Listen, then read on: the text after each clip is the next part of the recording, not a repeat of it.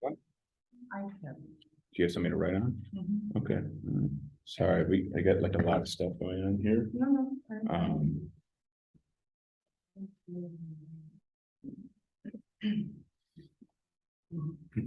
I like writing, guys. You're not gonna remember shit if you didn't write. I promise you that, all right?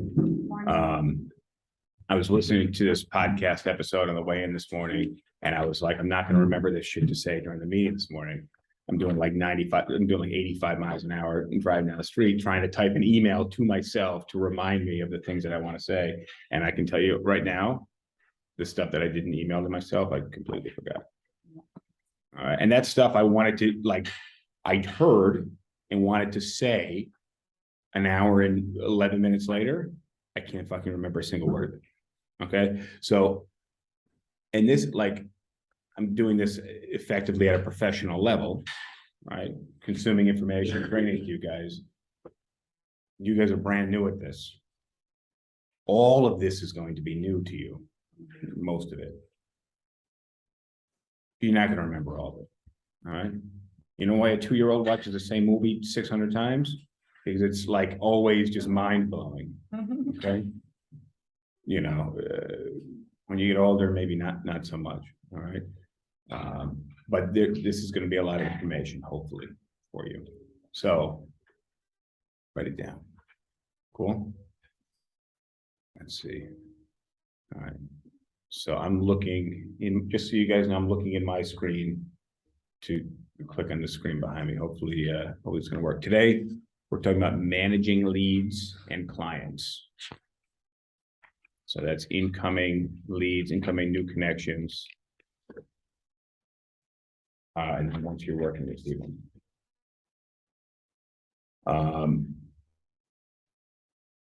I want you guys to engage. I want you guys to ask questions. I want you guys to write stuff down.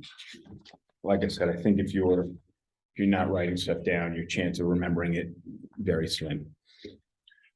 And I want to tackle a very simple premise early on. Can you close that door, Curtis? Just want to get really humid in here, very warm. You guys aren't sweating in 20 minutes. You're doing this wrong. Right? So the goal here is to learn. Right? And you guys all know that knowledge is power, right? Yep. Okay, let's fucking not. All right. Knowledge is potential power. All right. Execution any day will trump knowledge. Okay, you don't have to know much to get started. You'll learn as you go. A lot of people, especially in your guys' position as new agents, want to learn everything before doing. Okay, you don't need to know A through Z to do A, B, and C. Okay, if you know A, B, and C, do A, B, and C. Do D, E, F. You'll figure it out as you go. I promise you.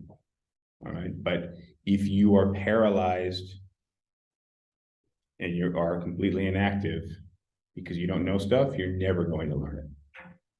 All right, so you got to start picking up the phone. You got to start going to different locations, different buildings,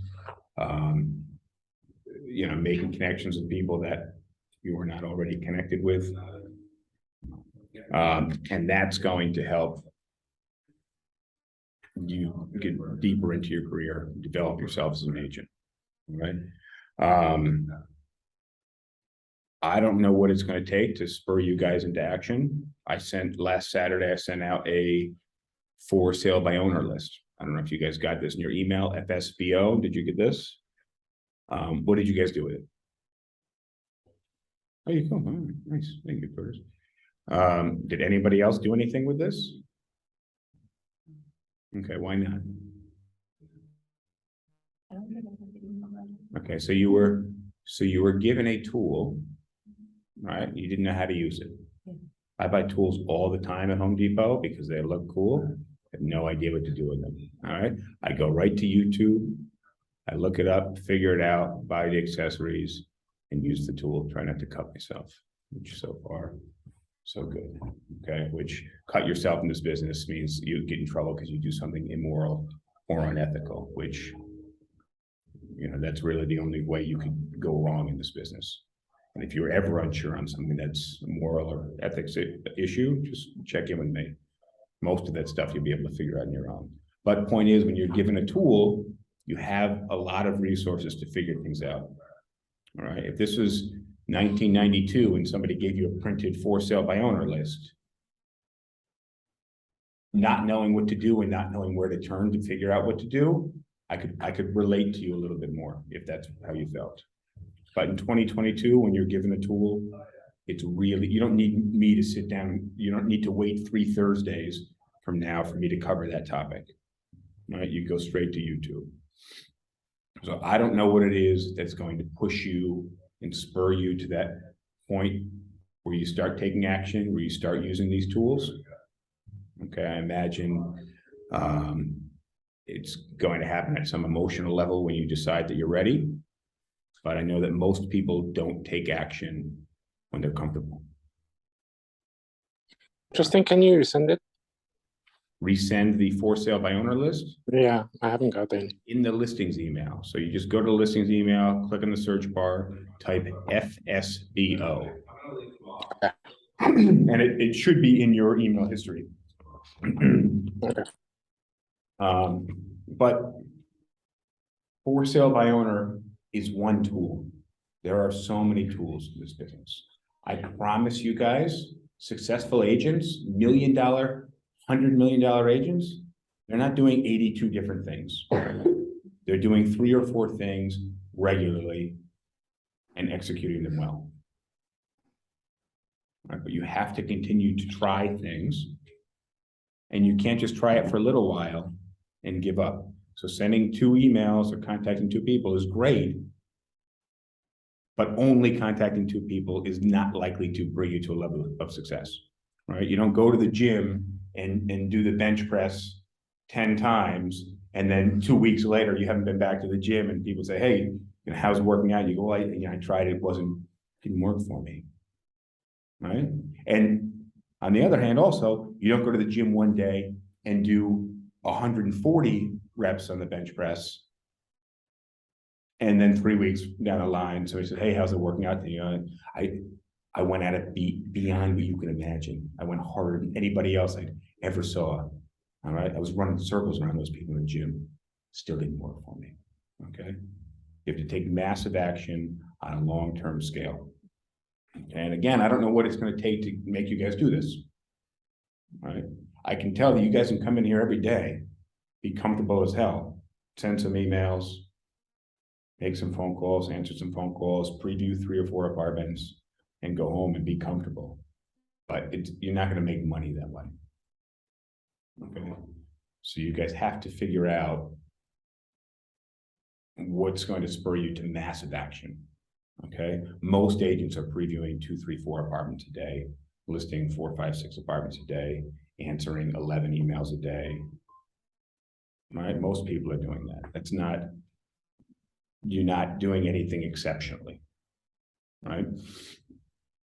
All right, let's see. Engage. What do we have next year? Current experience. Raise your hand in here. You guys have this to write on also. But I'm just curious, show of hands, who's gotten leads already? Should be most of you. Did any of these leads turn into showings? So you're going out on some showings, the vast majority of you guys. Did any of the showings apply? Did any of those clients apply at the end of the showing? And did any of those applications result in deals? Okay. So step 1, getting leads, right? That's all about lead generation. We handled that in module 1 and module 2. I wasn't here last week or the week before. Okay, but send me the module. Okay, well, it's all online in the drive. Right, it's under training. You guys can look it up, and if you can't find it, you can just shoot me a text and I will send it to you. Okay, but generating leads is step one. It's very difficult to get to step two, showings, if you don't have any leads. Okay, so it doesn't matter if you're great at putting together applications or closing clients, or you're a fucking body language expert. Okay, if you're not getting leads, step one is get leads. You need to get leads. And the more leads you get, you can then afford to give away some of those leads as referrals, or just not work with somebody because their budget's not high enough, or you just don't think you're going to be able to help them.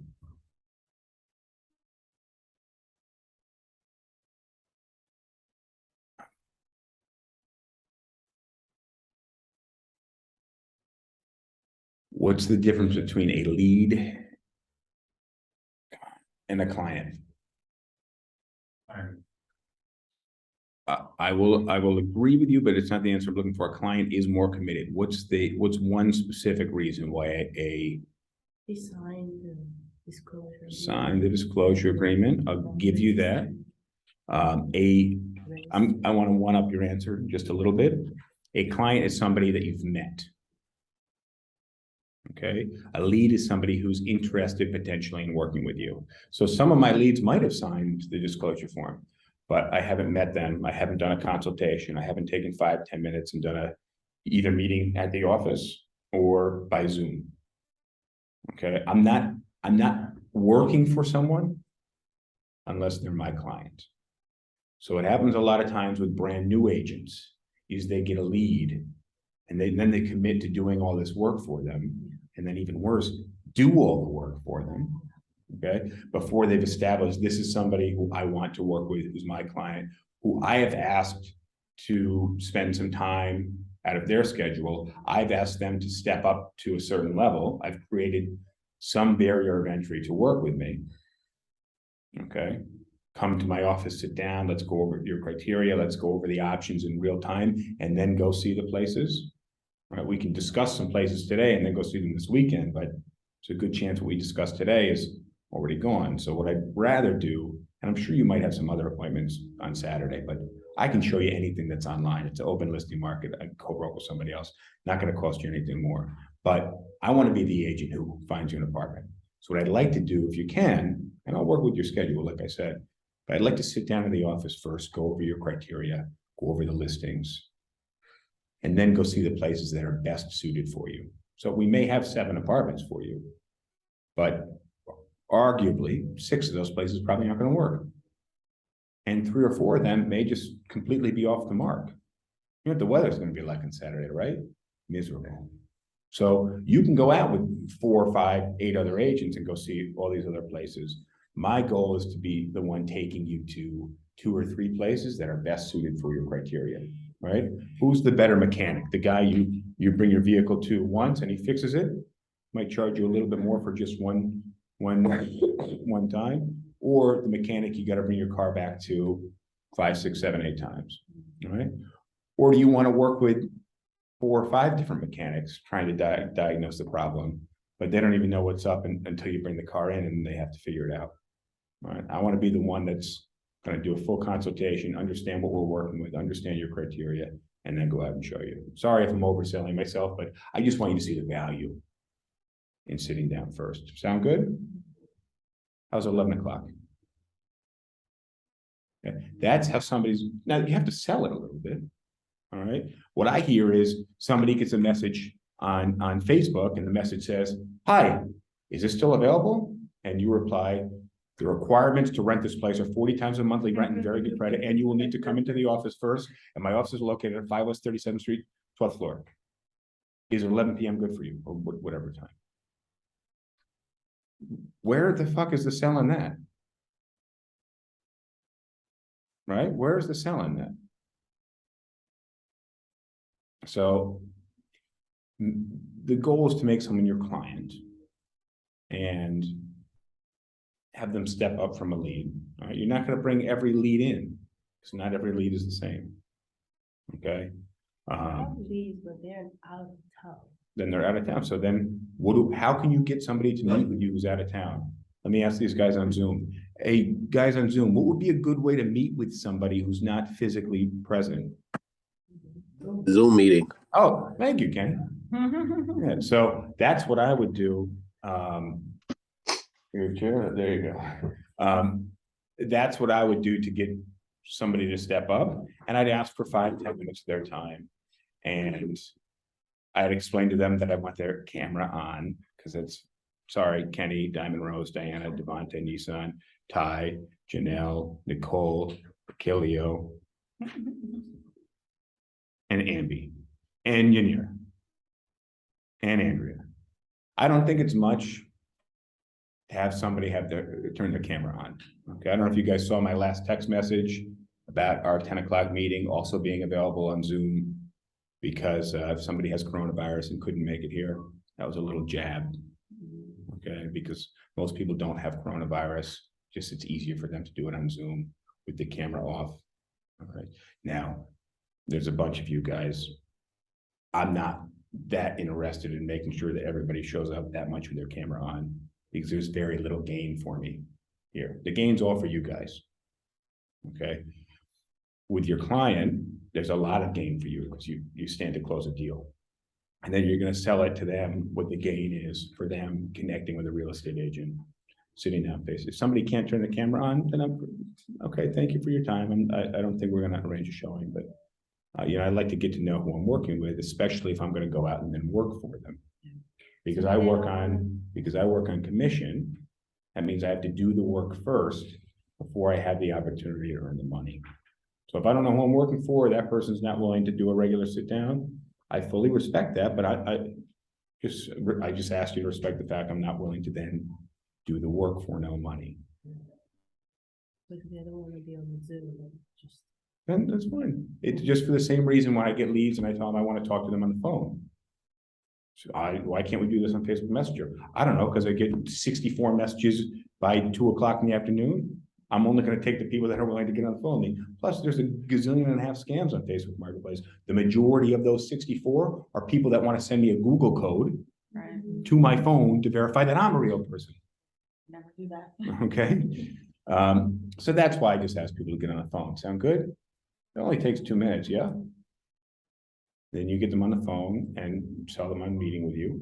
Because at some point, if they are here, they're going to need to see the place in person. Or if they're not here, then you do the Zoom.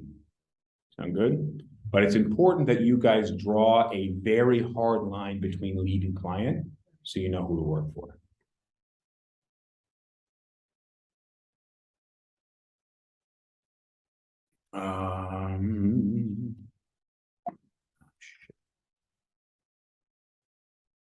Why don't some leads become clients? So like I said, it's not everybody's going to want to meet with you. You're not going to want to meet with everybody. I'm giving you some of the answers. Why may some leads not convert into clients?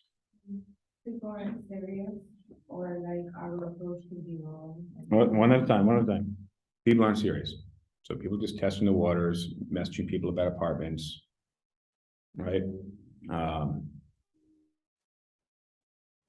Kind of like Tinder, you got that one person that's just swiping on every single person, right? That wouldn't be a serious person, right? Just like you have somebody that sits at home and hits contact agent for every apartment under $2,500. And then of the ones that get back to them, of the 13 that get back to them, out of the 111, then they entertain those agents, or then they really look at the listing.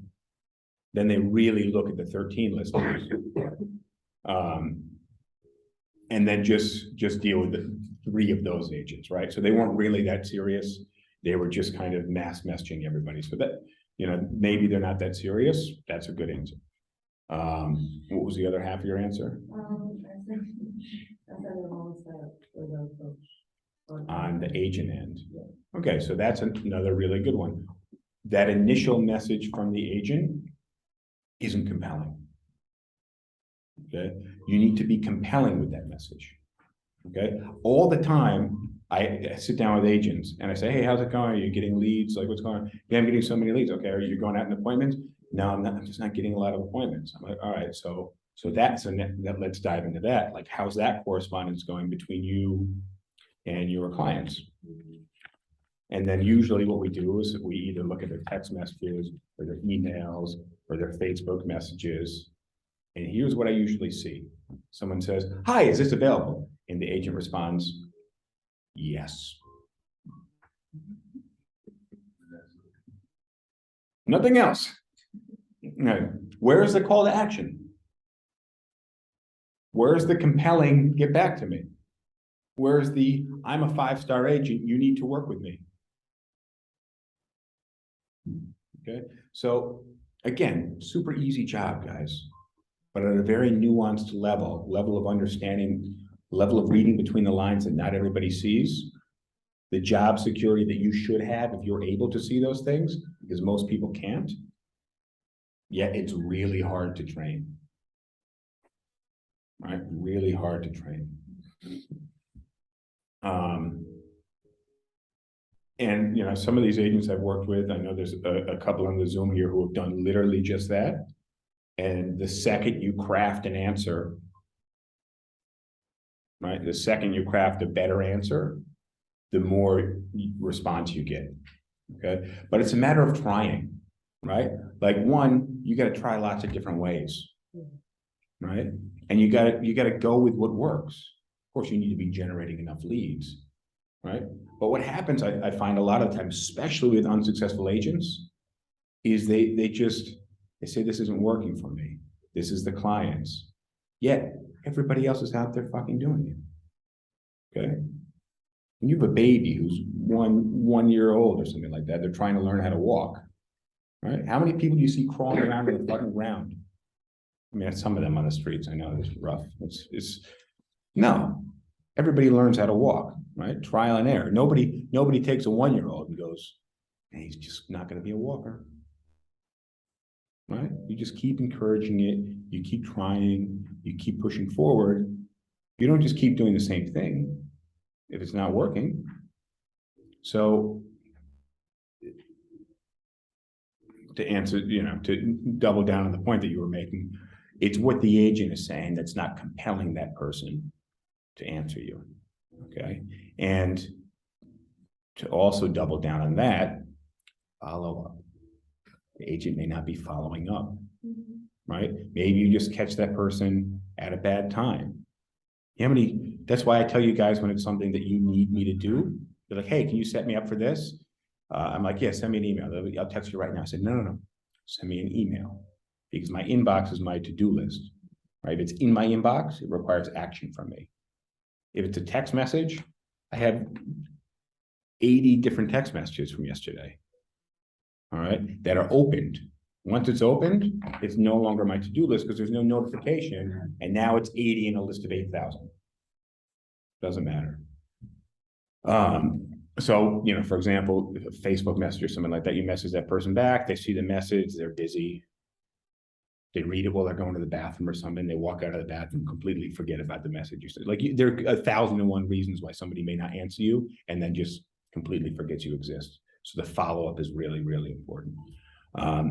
What are some other reasons why a lead may not become a client? Very good one. They're not qualified, which is why you want to qualify them very early on in that conversation.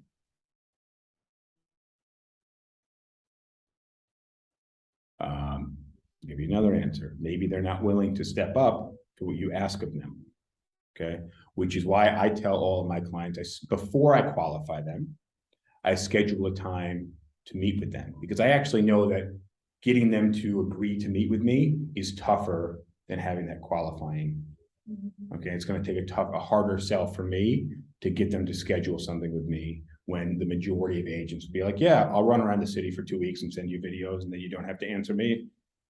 Right? Because most agents are just running around doing all this work and the client isn't stepping up. So the clients just think they can say, hey, can you just send me like 10, 12 places, some videos, some floor plans, maybe some 3D tours, and I'll tell you if I want to see them. No, I'm not doing that, especially for a lead. Right. So I might do it for a client, but probably not 10 or 12 places, maybe 1 or 2.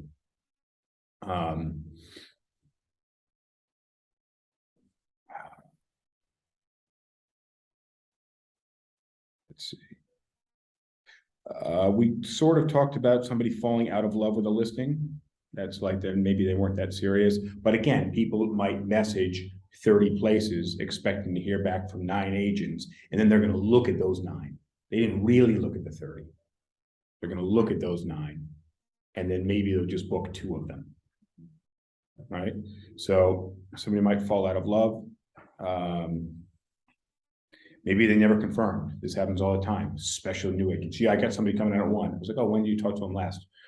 Sunday. Okay, so you don't have a 1 o'clock appointment. Well, let me just confirm. Yeah, but they said they're definitely coming in. They really need a place. All right, they're not coming in. Maybe they looked up the agent and you look sketchy.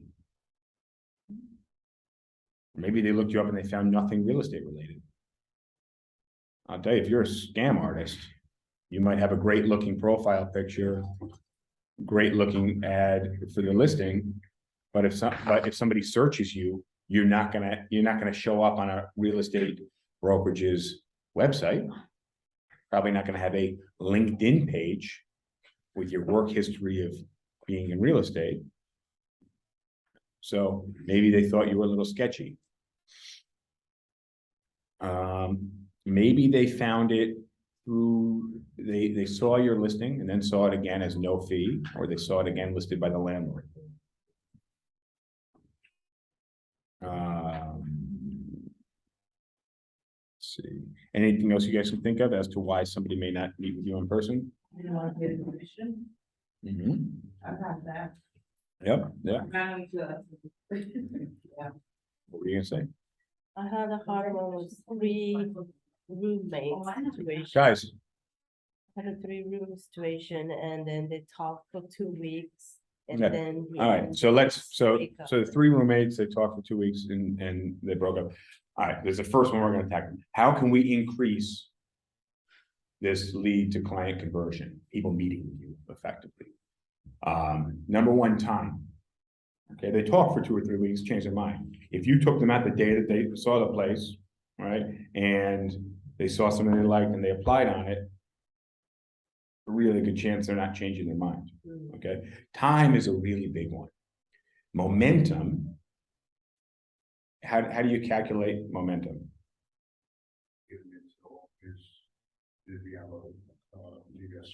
Looking really more for the physics answer, but the faster you move, the more they're going to continue to move forward, right? So if you can get somebody moving pretty quick, that momentum is going to carry over. All right, and you want to be exciting people. You want to be the one building that. You're not just going to say, "Can you do it Saturday?" Okay, 1 o'clock is good. I'll see you at 1. Hey, how's Saturday? Saturday, I'd like to get you in as quickly as possible. Can you do like 10, 11 o'clock Saturday morning? I want you to be one of the first people seeing it on Saturday, because Saturday is a big days. Lots of people are out looking at apartments. I can do 10, 11. If you can do a little earlier, great. Sound good? What time works for you? All right, but it's in your voice and it's how you're saying things. What's that? Have a sense of urgency. Sense of urgency. How else can we increase conversion rate? Well, people that you have a better interest. Well, you do. You Yeah, should. You Like, should. people that you want to give them the best that you can. And what I like to do is, I tell them that like most places, most brokers will charge you 50% commission. However, depending on the budget, depending on what we're working with, and the trust everything. I don't know that I would get into that commission conversation that early. Well, yeah, after me. But there's a chance they may ask about it. They may bring it up, and when somebody asks you about your commission, what do you say? Because a lot of leads are going to ask you about your commission. What are you going to say? Are you I'm going happy to work with on. to say it again, Kareem? I'm happy to work within your budget. Okay. Are you ever going to say 15%? Well, I start saying 15%, but I'm happy to work within your budget. The best answer is it really depends on the apartment, how much work I have to do for you, right? And there's a lot of factors, but at the end of the day, I respect the fact they're looking for a good deal. I'm willing to be negotiable. Okay, but at this point in time, I don't know what finding you a place really entails. Now, if you show up to our search and you have all your paperwork ready to go, you see something you're ready to sign on the spot on that day, I will certainly be more negotiable than I would if you go out, you're not sure, 2 days later, you're still getting the paperwork. Sound good to you? I just want us to be on the same page, yeah? And you'll notice also when I prompt people for these questions, the way that I do it. You understand, yeah? Right? So when you follow up with a kind of statement and then you say, yeah, or you agree, or what do you think? You're more likely to elicit a positive response. Can you get Josh in here, by the way? I have a question, John. Yeah. Do you think I can, if any apartment offer OP, can I collect the OP and also collect commission from the client? So the answer to that is yes. But in order to collect a commission and the OP, you must disclose it to your client. So if you look at my brokerage agreement for the broker fee, there's a spot for tenant pays and a spot for landlord pays. Right? And if I ever get pushback from the client saying, oh, the landlord's paying you, why am I paying you? Simply what I say is, just so you know, all of your commission doesn't go to me. There's other people on the deal and the brokerage gets a commission, which for all of you guys is going to be the situation. And most people say, oh, okay. All right, because when you get to that point in time where you're negotiating the broker fee, they've already agreed to pay you. Right? So if somebody else is paying you or paying Oxford or paying another agent as well, they've already agreed to pay you, right? How else, guys, can you increase the likeliness in meeting with a potential lead? All right, give you another one. A few minutes ago, I mentioned to you, that when you're working with somebody that you tell them you want to be the agent they work with. You want to be the agent that finds them their next home. So when you lay that line down, you can also add, as I mentioned, I can show you anything that's on the market. It's an open listing market. If there's another listing with another agent, I'd be happy to co-broker it with them. It doesn't mean you pay any more, okay? So if you see anything else, feel free to send it to me, okay? Now, you're not gonna, this is all ammunition, all right? When you're at war, right? When you're up in a tower and the troops are invading, does the colonel ever say, hey, as soon as you see somebody, what I want you to do is start firing and don't stop until you're out of ammunition? No. The goal is you have ammunition and you use it strategically. So I'm giving you different things. It doesn't mean you're just going to go rapid fire and try 3, 4, 5 of these things. Okay. So for example, the one I just gave you, send me anything you see online. You know what happens. All of a sudden you're getting 14 emails between 9 p.m. and 7 a.m. with 130 listings from your client. And they want to see every single one. So that's not always the best way, right? But it's ammunition that you have. Right, especially if you're trying to get that person to meet with you at 9 o'clock on a Saturday morning, rather than 3 o'clock on a Saturday afternoon. Why? Because if somebody's seeing an apartment with you at 3 o'clock on a Saturday afternoon, it's probably because they're off of work on Saturday, right? Okay, well, what are they doing before 3 o'clock? They're going out with other agents, right? If they're going out with an agent that's worth anything, that agent's going to say, hey, what are you seeing at 3 o'clock? Oh, I could show you that right now. Or, oh, you know, that one's actually a 6th floor walk up, or actually you're not gonna, whatever reason, some bullshit reason, you're not gonna like it, cancel that appointment. You don't want that to happen to you, okay? A couple other ways to increase the likeliness somebody is going to meet with you. You want to create the feeling for that person that you are the authority, that you are the agent over the phone. So that's going to come through in your voice, in your tonality, in what you're saying to that person. You want to also be personable, right? So there's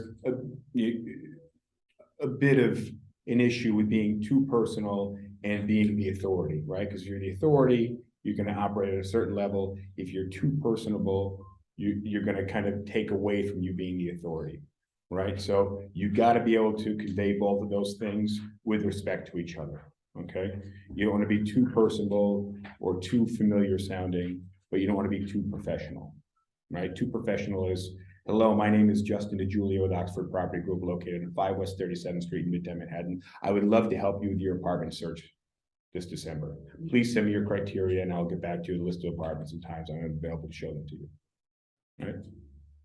Versus, hey, Joe, happy to set up some showings for you, answer any questions you might have. When do you have a minute to jump on the phone? You see the difference? Not, yo, Joe, let's do a call or some shit like that. Like, people type without punctuation, which makes me want to blow my brains out. People that don't use punctuation, capital letters, or all capital letters for that matter. What were you gonna say? I was Oh, it gonna, was you, sorry. she mentioned the 3 roommates. What happens if you qualify, like you speak with one roommate and they're ready to meet with you, but the other 2 aren't? Okay, good question. One, I'll take what I can get. Okay, I want all 3 there. I want them there tomorrow or at this point in the day, this afternoon. All right, I want everybody on the same page. If I can't make that happen, I will take what I can get. I like to, with that, what I like to do, I like to put them in a group chat, so if it's roommates, I want to get everyone on the same page. So if I am sending listings, if I'm sending listings out, everyone sees it. And if I can get one person out, I can try to get 2. So really quickly is setting up a group chat between all roommates, so you can say there on the phone, hey, after we jump off the phone, do me a favor. Can you send me a text with everybody else in the message? So we just have a group chat going. And I find that's really powerful because then they start updating each other through that. And also sometimes I've even seen them say like, oh, this broker sucks. He's sending us stuff we've already seen in the fucking message to me. Okay. So, but the point is, if somebody's like, they're not even paying that much attention, they're just having that group conversation with you in the message. They probably have their own group chat. But they might mix them up. So, but you see that discourse between the roommates. Another way that's on my list here to increase the conversion rate is have them connect you with their guarantor, especially with roommates, right? You're going to get a lot of clout from clout. I haven't heard that word in a while. That was like really big, like 18 months ago, right? So like a TikTok word or something, clout just disappeared. You'll get a lot of clout with the guarantors when you say, hey, is this the first time your aunt or your father has been a guarantor for an apartment in New York City? Oh, do me a favor. Why don't you put me in touch with them? Either add me to a group chat or give me his number or give him my number. I just want to jump on a call with him real quick, explain to him the process. That way he's prepared and he's ready when it's time to pull the trigger on an apartment. Sound good? 9 times out of 10, you want to pay for it. Well, exactly. And then you become the authority and the professional to speak with the guarantor. And now who does the guarantor want that their kid or niece or nephew to rent with? You. The agent that got on the phone, explained the process, or some random person, right? So you want to open that channel of communication between you and the guarantor. And again, especially when it's fucking 3 roommates or 4 roommates or 6 roommates, right? There's a lot of variables. So you want really early on to get everybody on the same page.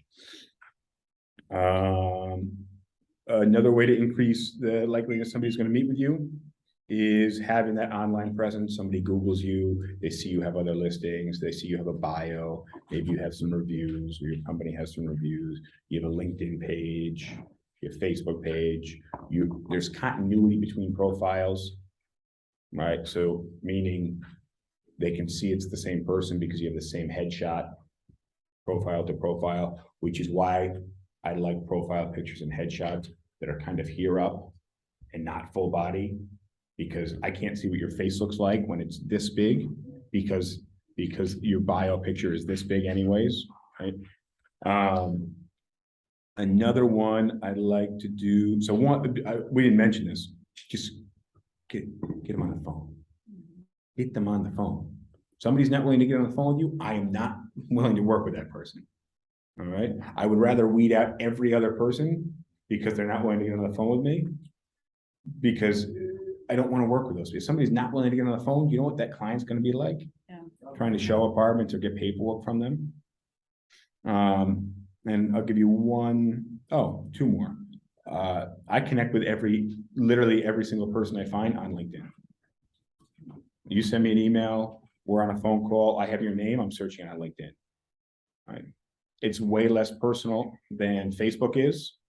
Instagram might seem a little stalkery in certain cases, but LinkedIn is across the board fully okay to do. And then the last one, which I keep missing here, is when you have booked an appointment with someone and you want to confirm last minute. I like to say, because what happens in this business, if it hasn't happened to you already, you get a lot of no-shows. And the no-shows are bad enough to make you nauseous, because what happens is somebody confirms with you 2 hours in advance, you go out there and then you never hear from them again. And you sit in the apartment or you sit on the street wondering what the fuck is going on. Maybe they didn't answer my call because they're still underground. Maybe their phone's dead. Maybe they're running late.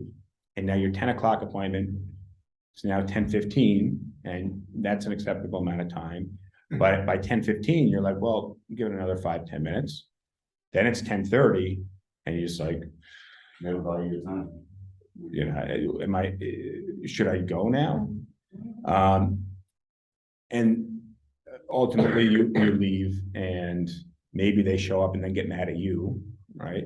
Or you leave and you just completely wasted this time. What I like to do, so that doesn't happen to me, is when I'm about to leave. And again, I like my meetings to happen at the office.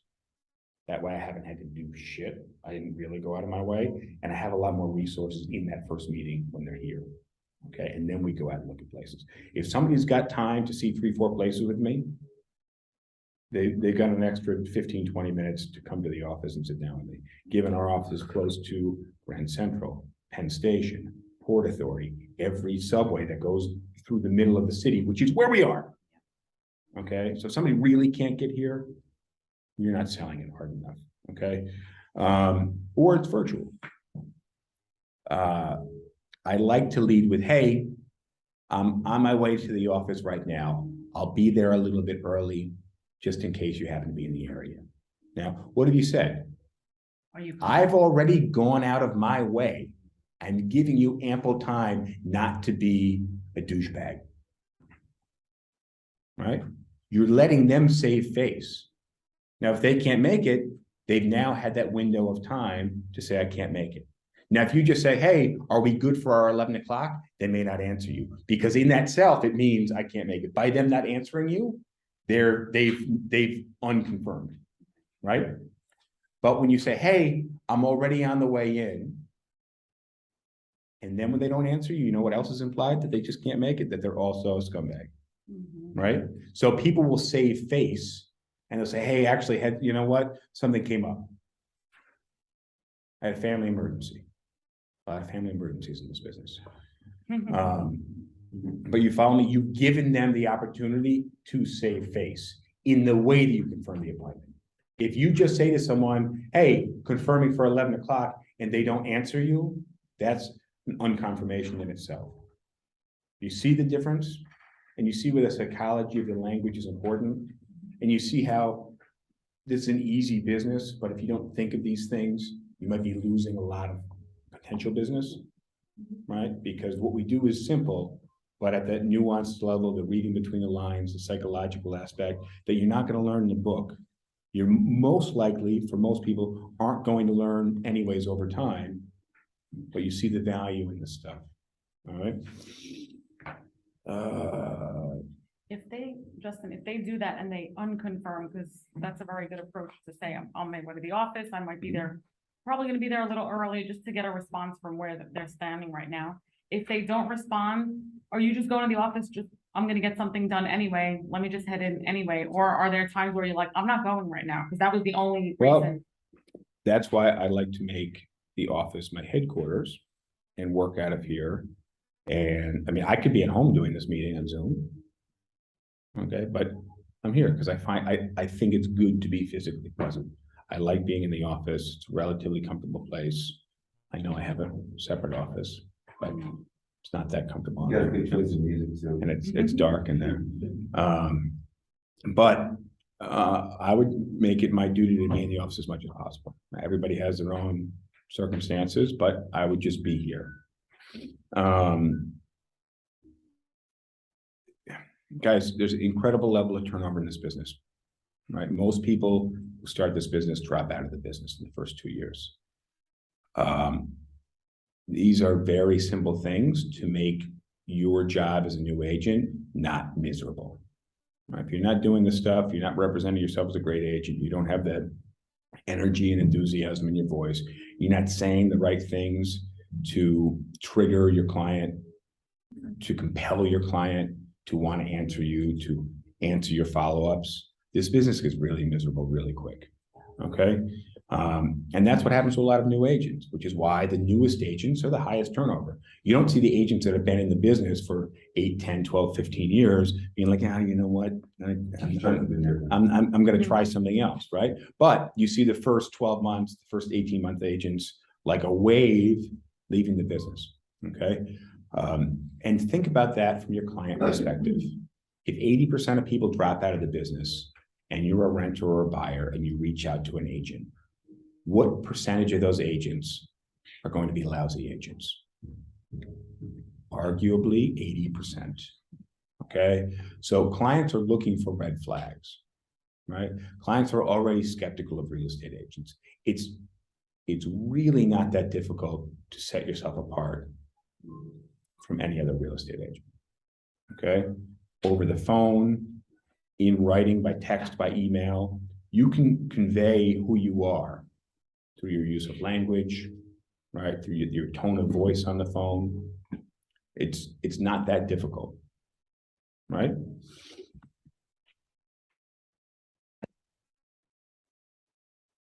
Again, next year. All right. I want to clarify a few things about you. Just grab a chair and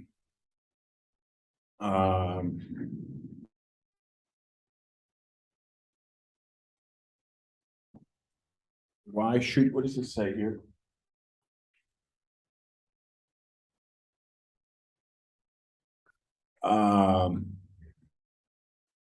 The Bitmoji one, let me think actually. So again, how can you convey who you are to your clients, right? You want to look professional, right? You want to use professional writing when you're writing your clients, okay? Don't like the way you look? Your profile picture could be a freaking Bitmoji. Like literally, okay?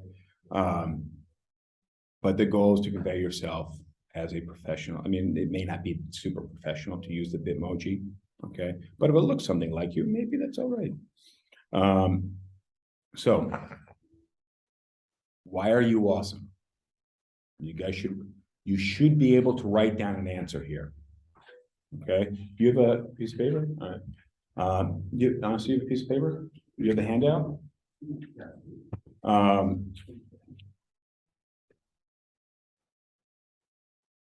You guys are fucking salespeople. If you don't have something to write down, then you need to work on this.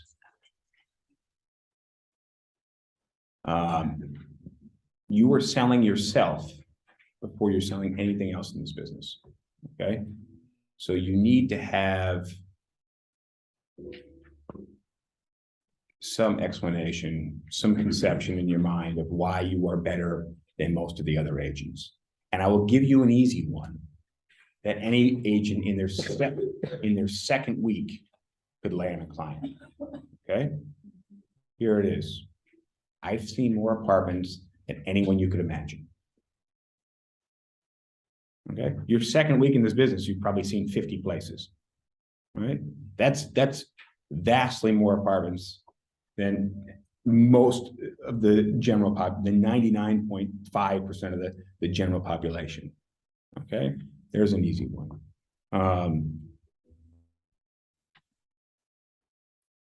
But you also want some specifics. Okay, they should have a little bit of gravity. That one has a little bit of gravity. It's relatively specific. Okay, but I'm really motivated is not really a good one. Okay, I'm a hard worker, not really a good one. Okay, you need a bit more in terms of specifics.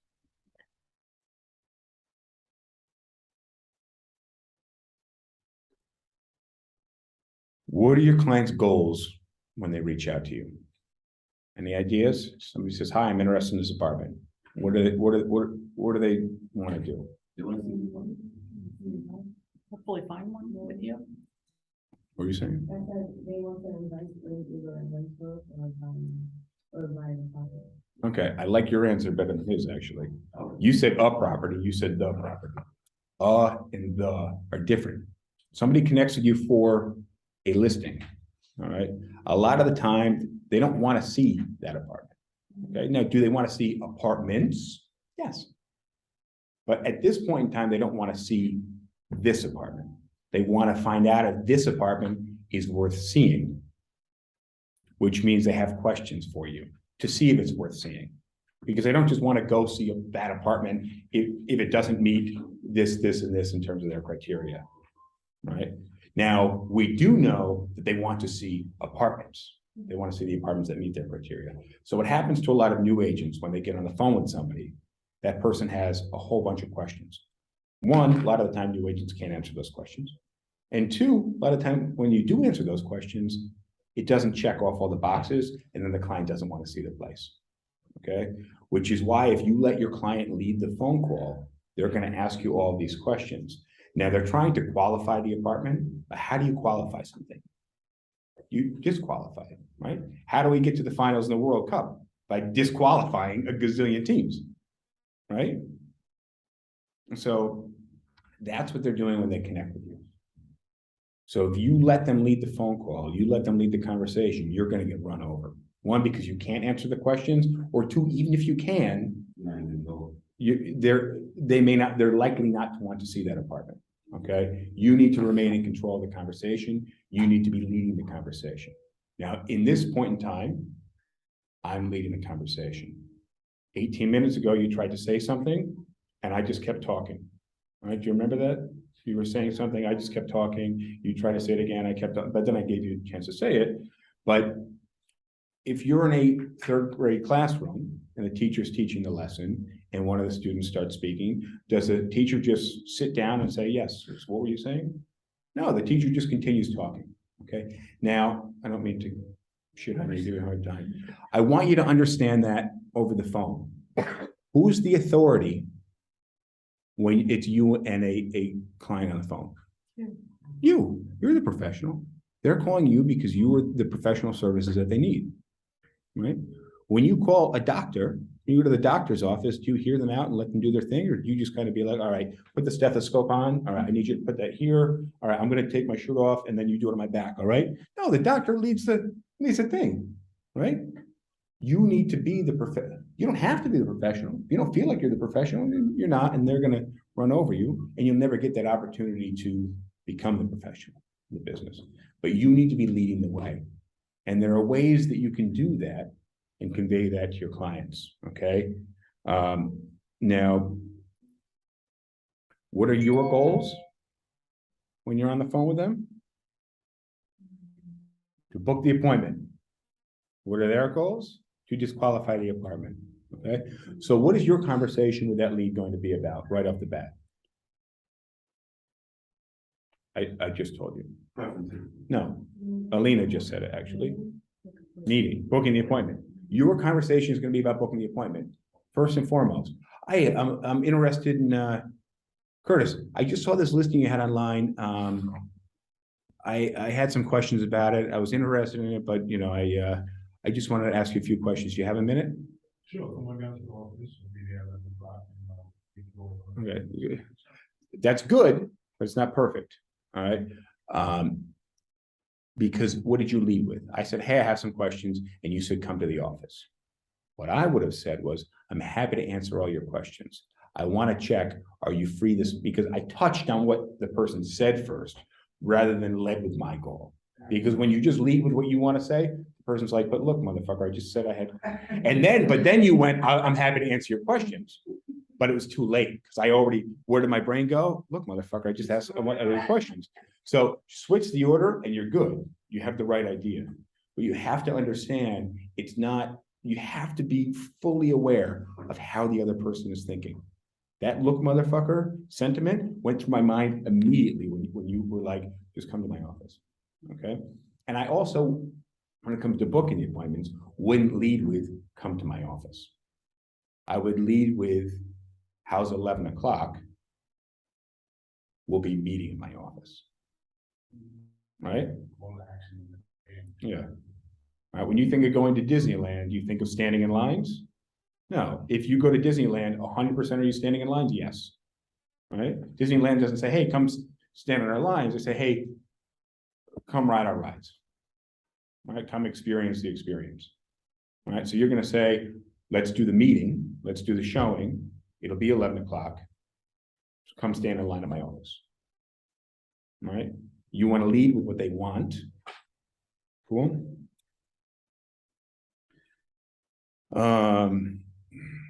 So they want to disqualify the apartment and you want to book an appointment. Cool.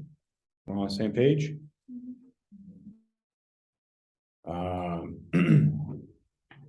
You want to have some prepared replies.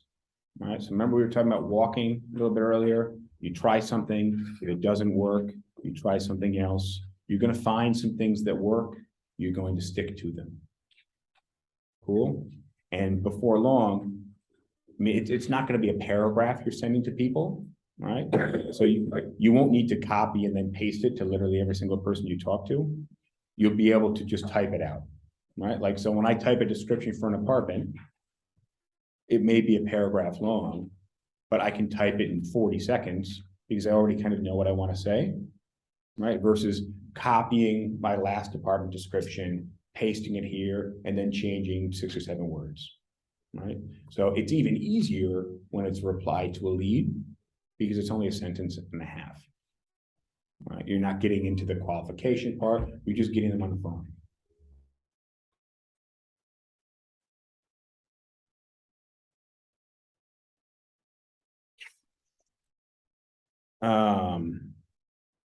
Not everybody's going to want to share their number with you when it comes to DMs or emails or something like that. Right? A lot of times people want to stay platform specific. You have to explain to them why you want to get on the phone with them. Right? We talked about that 35 minutes ago. Right? You get a lot of leads. You only work with the people that you do a quick phone call with, one for safety reasons, but also you want to make sure that you're on the same page with their criteria. If they're not interested in doing a 2-minute call, you understand, but you're not willing to work with them. Follow-up. So again, you have prepared replies. You should have very simple prepared follow-up. Okay, I don't know if you guys look at your junk email. I love looking through my junk email because I love the psychology behind the, I will come by. I always feel like I'm in trouble when that happens. I love the psychology of the subject line of emails. Hey, we're just getting back to you on, then you got to click on it to see what they're getting back to because you reached out to them first, right? Because they're getting back to you, right? I love the psychology of those, right? Because why am I opening an email in my junk email folder? Because the subject line, right? And then if there was anything in the body that was worthy, I might be like, oh, okay, right? So when you are following up with people, you want to employ that same level of psychology. Right now, it doesn't need to be, I'm just getting back to you on, that was an example. But you can try that. I don't actually think I've ever tried that. Sounds like maybe something that would work. All right. But again, you need to be constantly experimenting and evaluating what you're doing. Right. And if you do it once and it doesn't work, that doesn't mean it doesn't work. Back to the gym thing. You go to the gym, You 10 reps on bench press, you go home 2 weeks later, people say, how's the gym working out? You say, well, I tried it, it didn't work. Duh, like we all can see that's a bad example, all right?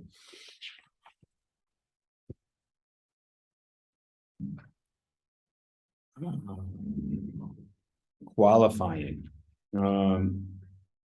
Unsuccessful agents spend a large amount of their time working on things that don't produce deals. All right, so if you're working for people and they're not qualified, you're doing all this work for absolutely nothing. Okay. Qualifying clients can be tough. I got a bunch of paragraphs about how to basically qualify and important stuff, but I'm curious from your guys' perspective, some real examples of some people who may or may not be qualified. Anybody have any examples? They don't have the income requirements. Okay, so how are they going to pay rent? So that's where I would go with that person. Well, I don't quite make 40 times a monthly rent, or hey, I'm a student. I would say to them, okay, I'm just curious, how will you be paying rent? Right? And now, if they have $12,000 in a savings account and they want a 1-year lease, but they don't plan to be working, they will, when you say that to them, so you have 12,000 in savings and you're not working, you want to sign a 1-year lease at $2,500 a month.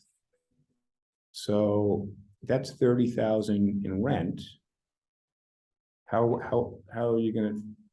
And then usually they'll say something, right? Oh, okay, yeah. Right. So that person's it's not going to work. Or they'll say something like, oh, my father is paying rent, or oh, this, that, or the next, right? And then maybe we can talk about the father becoming a guarantor. Right? But some people you'll talk to them and they'll then realize, oh, you're right, like I'm just an idiot. Like that happens a lot, especially with younger people moving to the city. Right?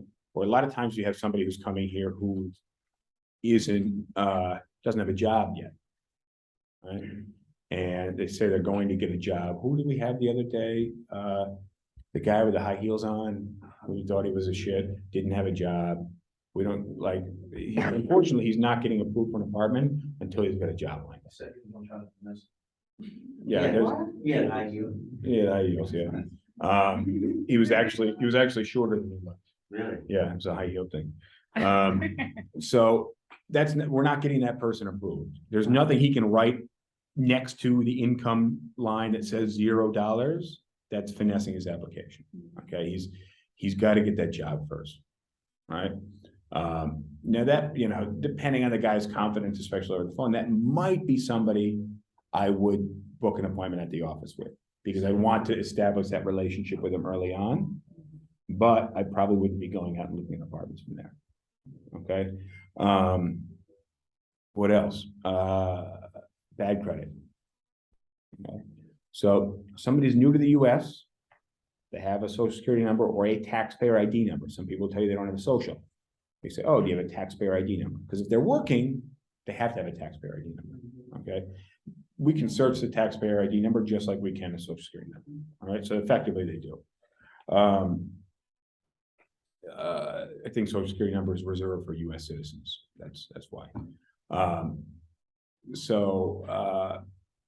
If they don't have, hold on one second, if they don't have much established credit, that's not necessarily a bad thing. All right. Now, if they have, or if they're young, they're 19 years old, they don't have any credit, right?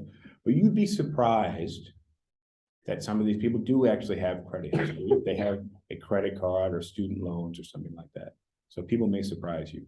What you really are digging for is to find out if somebody has bad credit. If somebody has bad credit, you probably can't help them. Okay. Somebody's credit score is in the 500s. Unfortunately, this is a person that doesn't value paying their bills on time. Guess what rent is? A bill. Okay. And 6 months from now, somebody may decide that it's more important to repair their car so they can continue working than pay their rent, because they need to continue working to pay the rent. Okay. And then guess what? They're late on the rent payments.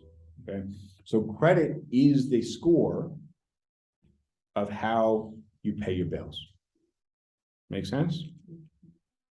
if you got a D on the calculus test, did you know calculus? Did you know whatever you were covering in calculus? No. Right? If you have a 5 on a credit score, you're good at paying your bills? No. Like simply put, landlords don't want someone with a bad credit score, even if they have a guarantor or even if they hire insurance or the guarantors. Why? Because you know you have to use that fail-safe, right? I say, hey, we're going to jump on this flight. Just a quick flight to Puerto Rico. By the way, the pilot's blackout drunk. Are you going to get on? No. Okay, what if I said, here's a parachute, you don't have to worry about it. Let's go. Would you get on? No, you don't want to use the parachute. Landlords don't want to do an eviction and then collect from insurance or the guarantors, right? Just so you know, insurance and the guarantors and RINA, the lease guarantee services, they only pay. So what they do is if the tenant stops paying, they pay the landlord back. They only pay once the tenant has been evicted. So landlords don't want to have to do the eviction to begin with. You don't want to have to use the parachute. Okay, you don't want to have to use it. So it doesn't fix things. Somebody has bad credit, they have bad credit, it's probably not going to work. Okay. Melinda, you were going to say something? Yeah. Is that temporary ID the same as a visa? What temporary ID? The New York City ID card? No. The tax ID number? That will suffice as a social security But number. is that temporary? I don't know. A lot of times, and I don't, arguably you can't discriminate against this, but landlords probably still will find a way to do this. If somebody has a visa that's expiring in 3 months, that they're probably not going to sign a 12-month contract. I personally don't feel that that's super discriminating, right? Because we know they're only allowed to stay here for 3 more months.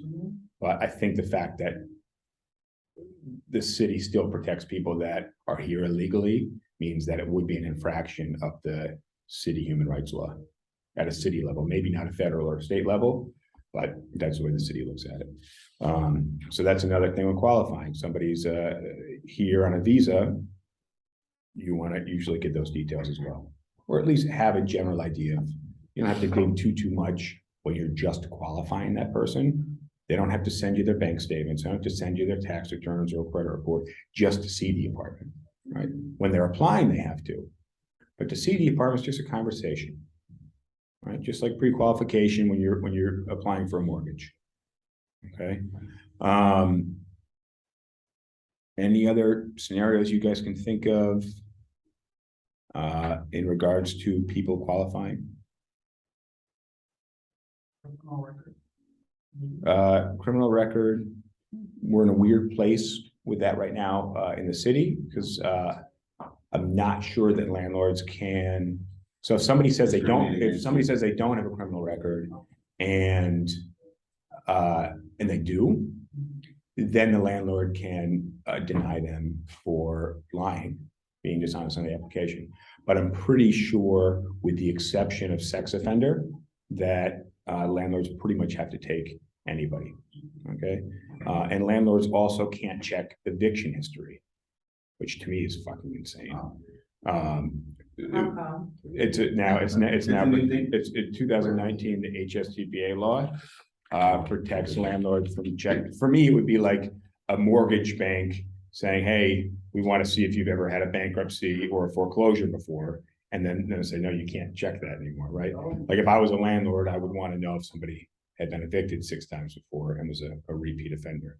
Now, if there was maybe, I'd like to know, me as a landlord would like to know the specifics and be able to make that judgment call. Oh, it happened once, it was during coronavirus, and you didn't work for 6 months, would be different than somebody who'd been evicted 3 times over the last 14 months, right?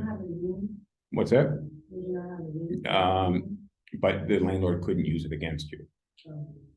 Right, so there's a lot of different protected classes, a lot of different circumstances. If you guys are ever unsure about this stuff, check with me, because the laws over the last 3 years are very rapidly changing, right?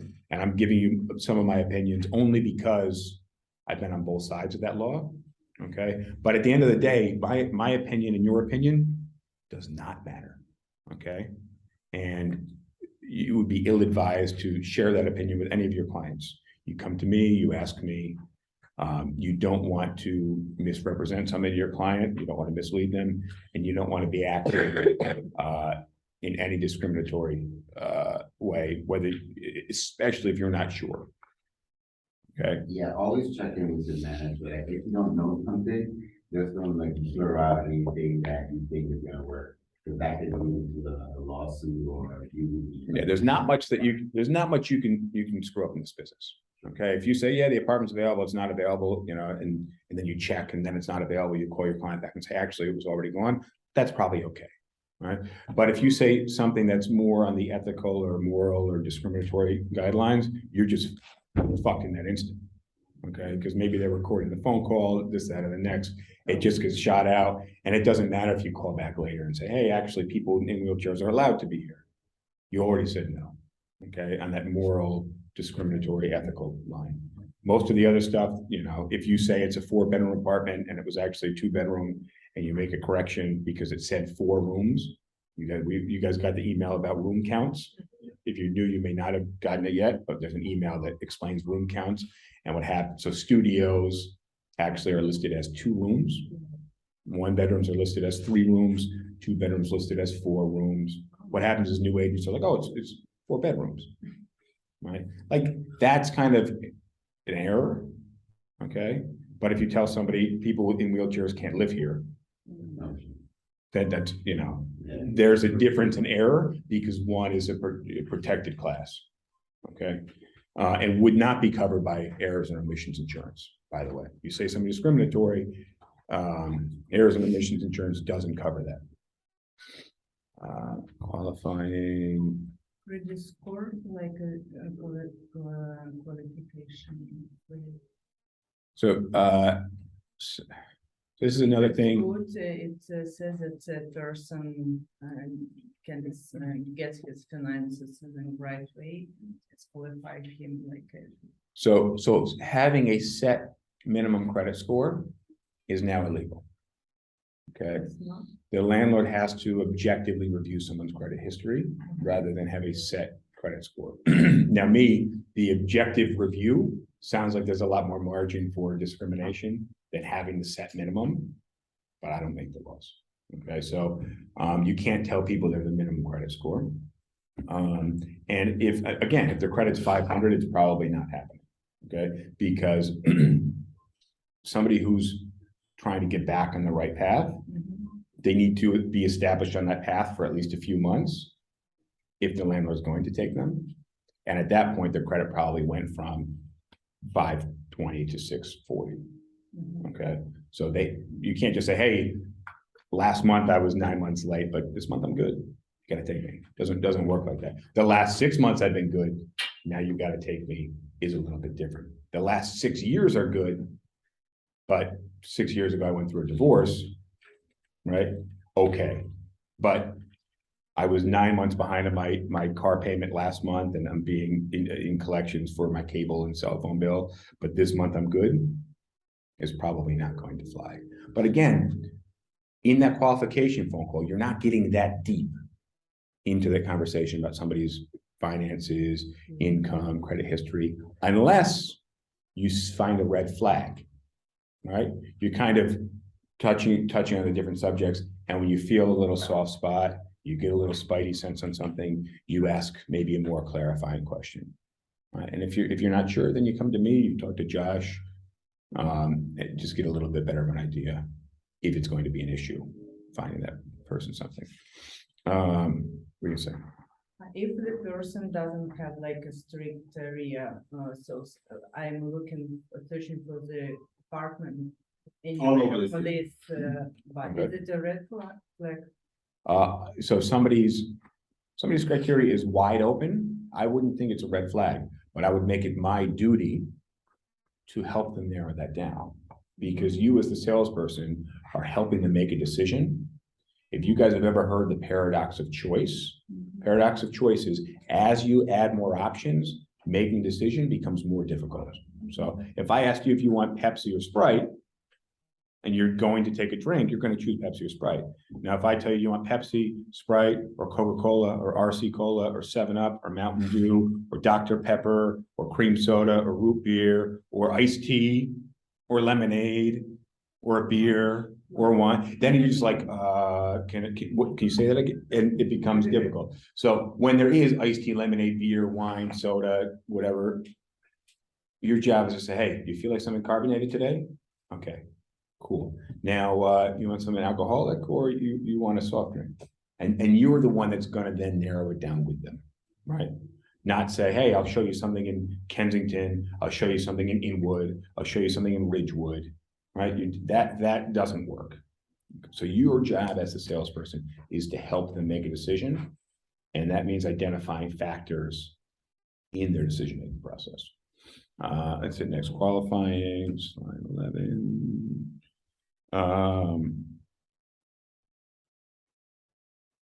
You want to get their commitment first thing before, I mentioned this earlier, just want to reiterate, you get their commitment to meet with you before qualifying. Okay? Because it doesn't matter if somebody's qualified, but they don't want to meet with you. Then you don't have a client. Okay? Book the appointment, get their commitment right away. Okay? Then if they don't qualify, then you can tell them, you know what? I'm not gonna have anything to show you this Saturday, but here's what I'll do. I'll put you in the system. If something pops up, we can do it, especially if something pops up before Saturday, I'd still be happy to take you out. But book the appointment first, all right? Don't play. Sit there.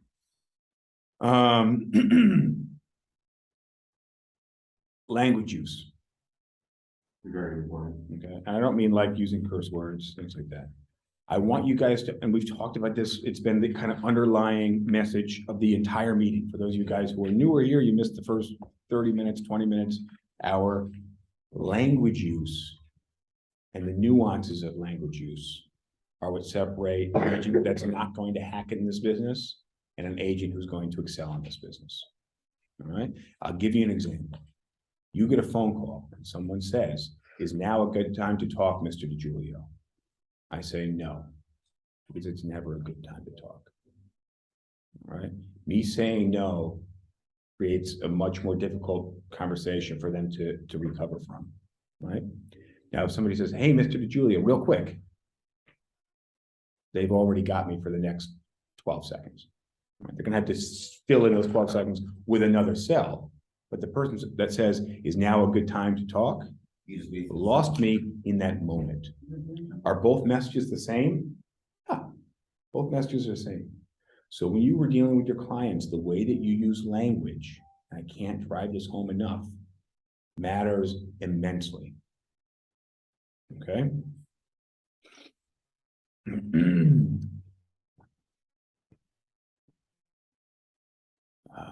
Let's see, oh yeah. Red flags. Location, all right. So when you're qualifying somebody, you're looking for red flags, right? Somebody is grossly underqualified. We're probably not showing them an apartment, okay? Or we're gonna figure out how we can get them qualified. So that person that has 12,000 in a savings account and is looking for a $2,500 apartment, they're not renting something, right? But maybe if they had a roommate, maybe then they would rent something. Right?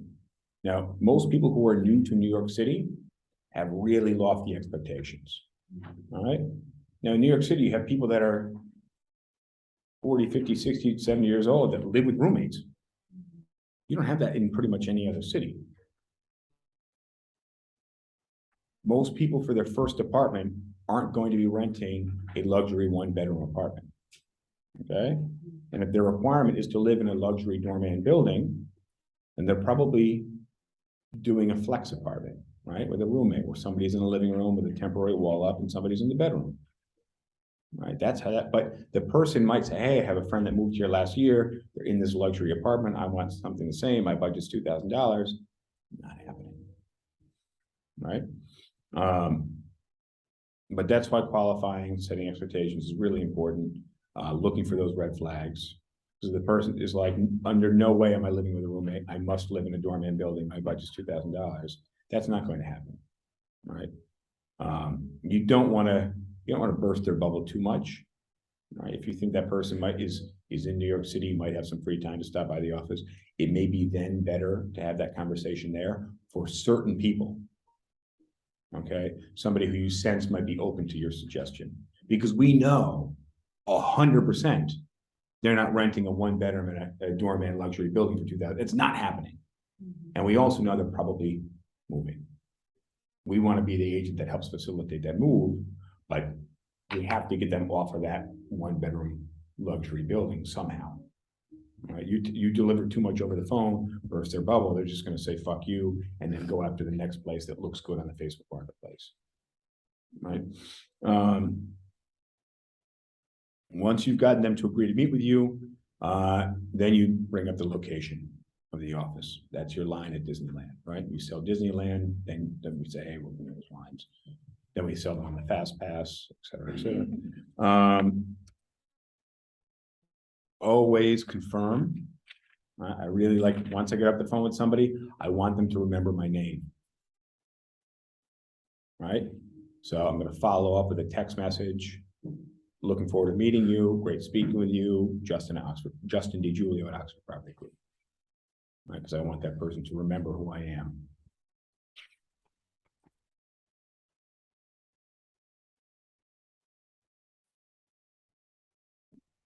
Tips for the phone call.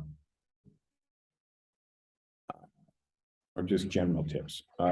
Confirm access prior to them arriving for the appointment. Okay?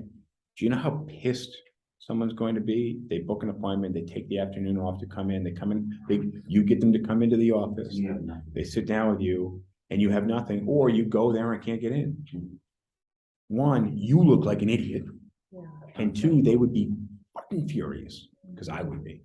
I took the day off, and I couldn't, and it was just completely uneventful. And I had to travel around, and it's cold and rainy and snowy outside. I would be furious. I would give you a 1-star review. Maybe not me, but a lot of people would. Prepare a showing list. All right, so you want to prepare a list of places in advance of that person coming in. All right. Now, on that note, you will be surprised how people's criteria changes once you sit down and talk with them. Okay, but it would be very unwise of you not to have a few places lined up in advance, because at least then you can say, hey, just so you know, I had a handful of places lined up for you. I don't want you to think I have nothing to show you. But in this conversation, you just told me you don't want a walk-up building, you want a doorman. I had some doorman places, but they're not in the neighborhood you want to be in. So it might be a little frustrating, but really that's the value and the gain for you in this meeting, is that we just didn't go see 4 places that don't work. So you might have to wait a few more minutes in the office. You know, I appreciate you coming in. I don't want you to think I got nothing for you, but through this conversation, I've learned we got to pursue some other options, but at least you weren't empty-handed. Will you look up places right on the spot and have them? Oh, I always do. Most of the time, especially when junior agents come to me, they're like, hey, I need it. I'm just like, look, just bring the person in. I don't even want to talk about them until they're here, because I literally spend no energy on people until they're physically in front of me. Right? Because I know them showing up is like, I'm not going to stress out before they come in. Now, if you come to me and say, I have a $1,900 1 or 2 bedroom client, I'm just going to say, hold up, we really got to find some places first, because that's going to be impossible. But you're like, hey, I have a $4,200 1 bed, just fucking bring them in. All right, just bring them in. The order of your showing. The order of your showing is super important. Okay. You may not show 60th Street, 82nd Street, 96th Street, 110th Street. Okay. Now it might make sense to, because that is the location, geographic order they're in. Yeah. But if 82nd Street is the winner, I may need to set it up somehow. Right? So it may make sense to start on 60th Street, maybe the most expensive place because it's lowest down, but likely the smallest place. Then you may go up to 96 or 110th, right? Because it's a decent sized space, but maybe the renovations aren't there, right? Then you go down to 96, where the renovations are there, but it's kind of also small. And then you go to 82nd Street, where it's a good size, it's nicely renovated, but maybe it's a little more expensive. And then maybe in your back pocket, you have something on 87th Street, which is way more expensive, not way more, but it's 10% above their original budget as the backup. And maybe you never need to show it, or maybe they're not 100% on 82nd Street. So you then take them to the place that meets all of their criteria, but is over budget. And you say, hey, I had another place.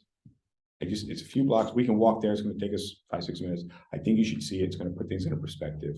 You show it, hey, so look, I didn't want to show you this place, but you weren't showing the last one. This is everything you want, but it's $500 more. I would love for you to rent this place. But my personal advice to you will be to take 82nd Street before anybody else does. Right? The first one you show is not the crappiest one, right? It generally is generally the furthest from their criteria. Okay, and this happens to new agents all the time. You take them to this place that's furthest from their criteria, and they think you're an idiot. Okay, so you got to prep. You got to prep. Hey, the first one I'm going to show you may not be like perfect what you're looking for, but I think it's important that you see it because it's the closest to the location you want to be in, or it's the closest within whatever budget, right? Or it's the closest within whatever size. All right, but it may not be the best place. Now, I also don't like to give them my fucking list. Right. Because then they'll just be like, oh, you know what? Not that one, not that one. Not that one. Do a video of this one because I don't really want to go there. It's not going to work. And it happens to you all the time. A lot of people want to watch. So what I like to do is either not have that list or have my senior agent being the one with the list. All right, he's going to send us here first. And once we get there, he's going to send me who we should head to next. Right? I would even do that. I'd be like, oh yeah, my colleague, he's actually going to be sending me some places. I'm just going to text him once we get to this first place. Sound good? You call me, the door's open, it's supposed to be. It doesn't, I mean, I could call my mom. Right. Okay.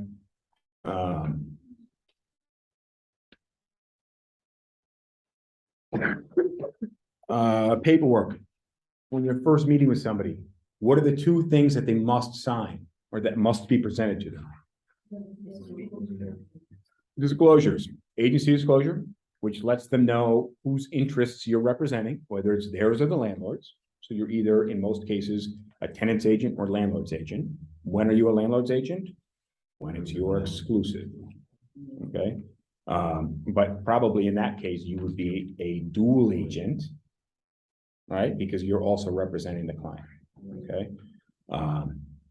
But in most cases, you will be a tenant's agent, okay? And then the anti-discrimination form, which says what? It says, if you feel discriminated against, you've been informed that you have the right to complain to the Department of State. These are from my records. It's just me informing you, but I retain this for my records. Cool. And then I have everybody sign a registration form, which to me is more important than the other two forms. Now, as far as New York State is concerned, those are the most important ones, right? And I'm not going to show anybody unless I presented it to them. Legally, they don't have to sign those forms. You just have to present them, okay? And the registration form says there's no fee to sign and look at apartments. Only if I rent an apartment in a building located for me by this agent, I agree to pay a fee. I require every client, if I'm going to work for them, to sign that. Why? Because it says, I will pay you a fee if I rent something in a building that you show me. If somebody doesn't sign that, then they don't have to pay you a fee in the building that you locate for them. Okay? So do you not show them any apartment? No, why? If somebody's not willing to sign that, then That's it. then you know, like, why would they not want to sign it?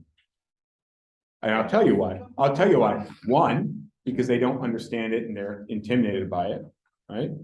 Which usually means you haven't done a good enough job explaining it. Right. Although some people just don't have the intellectual capability of understanding, okay? Or they plan to go around your back. Right. But usually if they're not gonna sign, they'll be like, oh, my uncle, Farmer John told me never sign anything. So, okay, two things. One, did your Uncle John, who's a farmer, live in New York City? And two, you realize you're gonna have to sign a lease, right? They're not just gonna let you move in. All right, so we're gonna have to break that. You're not signing anything anywhere. This is not going to work, right? Just so you know what it says, there's no fee to go see apartments. You only pay if you rent something in a building that we show you. And there's also a disclaimer on here that says it's negotiable. Right, it's really, but again, you have to know what the forms say. Why I told you what the agency disclosure form says, I told you what the anti-discrimination form says, and what the registration form says, so you can effectively convey that to your clients.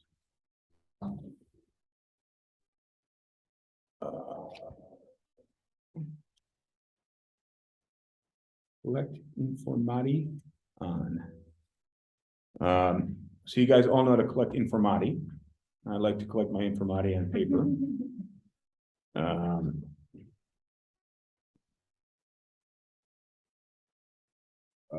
Let's see.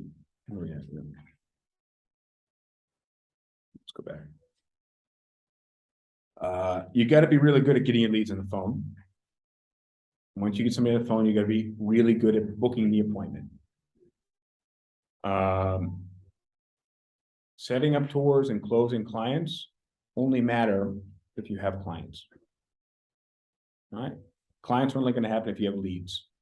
And in the beginning, unless you have a huge referral network, leads are only going to happen if you have listings online. Cool.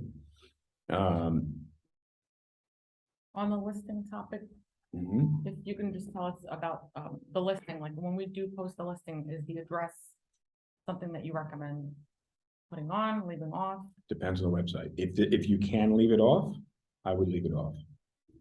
Okay. I don't want to give everybody all of the information. Right?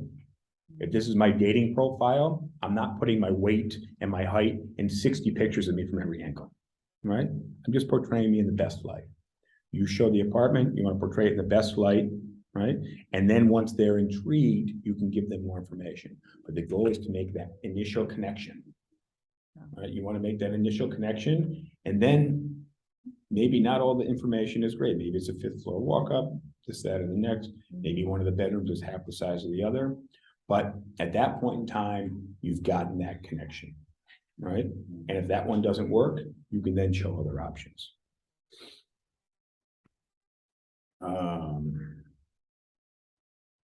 The business can be broken into simple parts, especially for new agents. Again, we talked a lot about a lot of nuanced things, but very simply put, you preview, you post apartments online, you answer leads quickly. When you answer them, the conversation is oriented around booking the appointment. When you book the appointment, you have apartments to show them, you've confirmed access. You do that consultation, you show the apartments. If they like it, you apply on the spot. Hey, I think this date went really well. Do you want to go out again next Friday? If they say, I'll let you know, probably the date didn't go well, okay?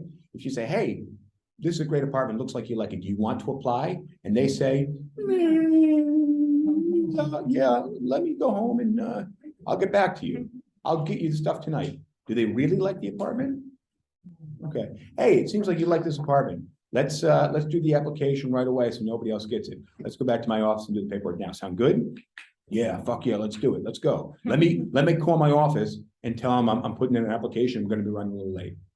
Let me call my girlfriend and say, hey, we got to push back dinner because I want to get this paperwork in.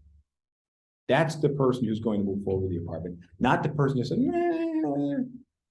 Okay. And just for the record, nah, isn't always, nah. Sometimes it's a very distinct, I love this place, I'm going to go home and get you the paperwork.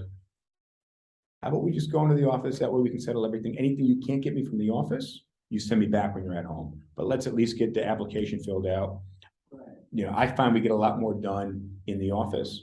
And then you can head home afterwards. It'll be faster. It might only be 1 or 2 things. Most of the stuff you can look up online. I want them here. Right?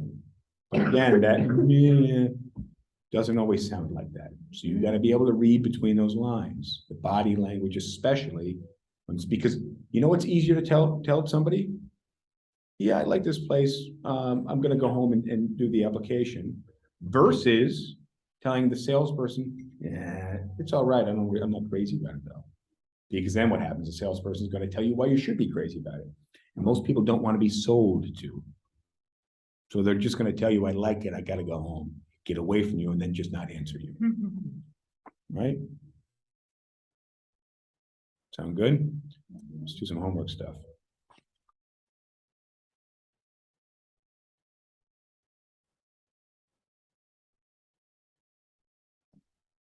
And here's a piece of advice on the homework, guys. All right. One, I'm not grading it. Two, I don't give a shit if you do it or not. All right. This is for you guys. All right. You do it, you will learn more. You do it, you'll be prepared. All right. You do it once, you get this paperwork together. Next time you have to deal with this paperwork, you'll be more familiar with it. Okay. It's not important to me. You shouldn't be doing it because I'm giving you the homework to do. You need to be doing it for you. Okay. You want to download the registration form. This is all in the drive. You don't know where it is. You're not sure. You send me a text or an email. I'll get it to you, preferably an email. Agency disclosure form, anti-discrimination form. You should have those on you at all times. You should have multiple copies. All right. That way you can run out, meet a client, and you have the paperwork with you. You should have a folder or binder. You keep this stuff on you and with you all the time. The required documents form is a page that tells people what paperwork they need when they put in an application. All right. Most landlords ask for the same stuff over and over again. It's the same 5 or 6 documents. All right. Some landlords don't want all of those documents, but if you tell the client to get them in advance, they're going to have them irregardless. I'd rather the client have 3 bank statements and the landlord only asks for 2 than not have bank statements at all. What does this say?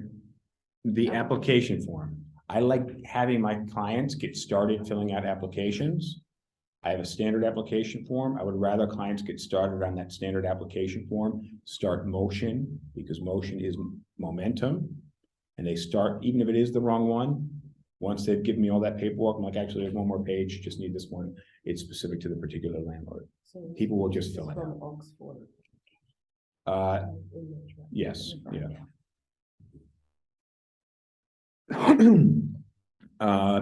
My advice, homework wise, would be to qualify somebody over the phone and have another agent listen in. Okay, notice a lot of agents like to take the phone calls in the stairway or the phone booths in here, but I can't help you. I can't hear you. All right. And create a show list for a client and run it by me, or maybe run it by Josh, whoever's here, or even if neither one of us is here, run it by another agent. But have a show list prepared and be able to explain the psychology behind what you're showing, why, and in which order. I explained to you guys why order is important. It's a play. Right? Yeah, there's an element of theater, I would say, in how you're putting it out there, right? Create a lead tracking plan. I don't know if you guys got my text 2 days ago, where I said every lead that you get, put in the client center on the dashboard. You guys got this? All right. Don't put your leads in the lead center, by the way, because if you get a lead and put it in as a lead, it's going to get sent out to everybody else. Okay. And a lead tracking plan and a client tracking plan, effectively the same thing, but you need to be tracking. You need to be tracking your clients. I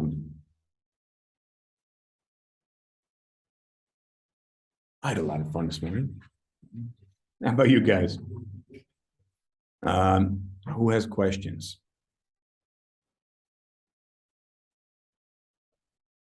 You guys should all have. I feel like everybody should have questions. Everybody Yeah. have at least one question. Down to the section. Mhm. City section. Mhm. Subsidy. Yeah, the whole stuff, yeah. It's like a big roadblock. Mhm. Do you recommend any resources to? First things first, agents are working so hard on deals they will never close, okay? I'm not saying don't work with programs. What I'm telling you is you need to understand what you're working with first, The beast. okay? So somebody comes to me and says, hey, I'm looking for a $4,000 apartment. I'm gonna say, great, when can you see it? They're gonna tell me today at 4 o'clock. Then I'm gonna say, great, landlord requires that you make 40 times a monthly rent and have good credit. Do you make 40 times a monthly rent and have good credit? Yes. No, then I dig deeper. That's the spidey sense, the red flag. You dig a little deeper. Now there are some vouchers that would cover 4,000. You'd be surprised. Now, if they tell you that, you go that way. But if they tell you, no, I'm using a housing voucher, then you say, okay, can you please send me the paperwork for the housing voucher? All right, because you need to know what you're working with. Then they're going to email that to you. All right, and what I find a lot of times is somebody's looking for a $2,200 one bedroom with a voucher that says 2218. And the 2218 voucher, you have to deduct $110 for electricity and cooking gas. So it actually only covers 2108. All right, so that's why I want the paperwork first, because I want to see what the deal is.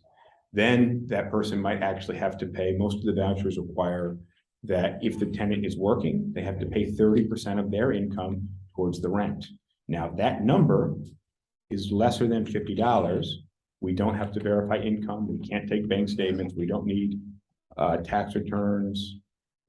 We're not doing a credit check. If the number is greater than 50, then every landlord is going to, not every, but nearly every landlord is going to want to do a credit check, want to verify that they have money in the bank to cover whatever their portion is, and to verify that they make 40 times that number. Now, have I shown any apartments at this point in time? No. Have I searched for apartments at this point in time? No. So what I find is the vast majority of agents are doing all this work for people they will never close because they don't even know these details. Okay. Now, if somebody has to pay $900 a month, but they have a 520 credit score, negative $42 in the bank, are we getting them approved? And they work cash under the table. We're not getting that person approved. Okay. So what I like to do, I never want to be the one telling somebody who's using a voucher that they're not qualified. Okay. I don't want it to come from me, and I may not know all the information. I just told you get all the information. But there may be some variables that you don't know about. So if I'm telling somebody I'm going to work with them, I'm telling them I'm going to work with them. All right. Now, if they have a $2,200 voucher and I know I have no $2,200 apartments, I'll say, hey, right now I don't have, was there a particular listing you were interested in? And if they say yes, I'll look up the listing. If they say no, I'll be like, look, I don't know of anything offhand that fits that criteria. I'll keep an eye out, send me an email so I have your information. And also, just so you know, when I get an apartment that's $2,100 and the landlord will work with a voucher, you know what I do? I go back to my Gmail account in the search bar, I just type voucher, which will give me 18 people from the last 2 weeks who are looking with a voucher, right? And then I'll send it to them. Hey, I actually did that this week. I just got a place in Brownsville. The landlord would like a voucher. They like the idea, the extra security of having regular rent. And I just went back and everybody who had a 2-bedroom voucher, I said, hey, I have this place in Brownsville. Are you interested? Now, some people wanted to be in Harlem, other people wanted to be in Queens. So I didn't just say, I have a place in Brownsville, do you want it? I said, hey, I know you were living in Queens. Just want to let you know, I'm still keeping an eye out. This place in Brownsville popped up. I wanted to send it to you anyways. I think the best way to even deal with vouchers is, like you said, finding a landlord. You have to find the landlord and kind of sell it to them, because if you're gonna go regular landlords all day, you're gonna come to a But I just want to finish my thought, but he's got it, finding private landlords, finding landlords for rent by owner on Craigslist, especially, for really good, right? But remember, I told you, you work with them if you're working with them. If you don't think they're qualified, what I like to do is have that conversation with the caseworker, so the caseworker can be the one to explain it to the client that it doesn't work. Because maybe you didn't have all the information, and then the caseworker does, and they actually then tell you, no, it still will work. Because you don't want to be telling somebody no when they then would be qualified. okay? People who are using housing vouchers have literature at all the, what are they called? Not housing centers, but wherever they're getting the voucher information, their caseworker. You go to those offices, there's tons of pamphlets and literature that say you can't be discriminated against. Brokers have to help you, landlords must accept you, record every phone call, screenshot every text conversation and email conversation. So you can expect that everybody who's using a voucher is recording everything, every part of your communication. Okay, not just that, you should always behave, vouchers or not, as if every conversation is being recorded, right? So you get some random text message from somebody who asks you a question, rather than reply, your mom.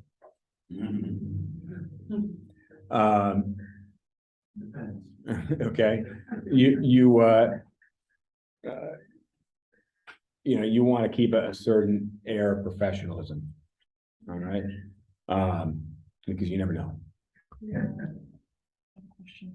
For postings, do you have sites that you recommend both for looking at postings that are out there and sites Okay, to so what post? I found out a lot lately is agents are using websites like RentHop and Street Easy and Apartments.com as databases. Oh, no. So really, you don't want to be using any of those as a database. If you're going to use a database, I would advise using RealTMX or YouGotListings.com, which every single one of you guys should be writing out from them. Databases in this business generally suck because the inventory moves so freaking fast. Yeah. Okay, so really what you need to be good at, you got listings. Yeah, listings would be the most complex word in the title there. That's not right forward. No. Really the way to do it is to know landlords. Okay, so you can go to their website and get their availability lists on their website, or you look in our listings email and you look at the most recent update that they sent us. Anastasia, I didn't answer you last night, by the way. I realized that this morning, and then I couldn't get the BLDG list to load. I tried forever. But we got a new BLDG list at 5:02 last night. I don't know if that one was on there. Sorry, I completely forgot. But I did not look. It wouldn't download for me. But knowing the landlords and looking at their list specifically is the best way to do it. Okay. Ultimately, your goal is not to just be representing renters and open listings, but to start getting some of your own listings. Right. So connecting with for rent by owners, connecting with smaller landlords is the way to go. That's a different training. Okay. And the sites to post, which do you recommend? They change all the time. My advice is you just Google NYC apartments at least once a month, and then you find every website that you can create an account for. And some of them will be paid, some of them will be free. But it's also not a bad idea to have your headshot on any website that pops up. And your when name. well, your name, yeah, your name, bio, phone number, headshot on real estate related websites. Okay. And again, especially if you're new in this business, you want to have your profile on every freaking website, right? Because how are people finding you? Right? Like if this was 1992, how was somebody finding you? A billboard, right? Or a sign on a house. It's 2022 and the internet is super vast. People can find you all over the place, right? But it's unlikely somebody's going to search New York City real estate agent, scroll to page 246, stumble across your name and say, hey, I got an $8 million house, Curtis, can I sell it with you? That's not going to happen, okay? Another thing on the internet in terms of exposure and people finding you. Back in 1992, if you wanted to connect with your neighborhood and people in the area, what would you do? You go to community centers, you door knock, you go to events, church is a good one. You can still do that stuff today, but there's a ton of conversation happening locally on Facebook groups and the Nextdoor app, right? You'll see a ton of people in, I belong to like a couple different Long Island city groups, people, just general conversation. All right, somebody asks about the best cupcake shop, and you get involved and tell them when the best cupcake shop is, right? But you exist, you just think, if it's 1992 and you're going to church and you're real estate and your goal is to meet people, you're not going to say, hey, word blessed be with you, hallelujah, do you want to sell your house? No, you're just meeting people, and you're a real estate agent. Okay, so same thing in a Facebook group. You're not going to say, hey, I love cupcakes, motherfucker, sell your house with me. You want to be part of the community. You want to be part of the discussion. It needs to be more natural.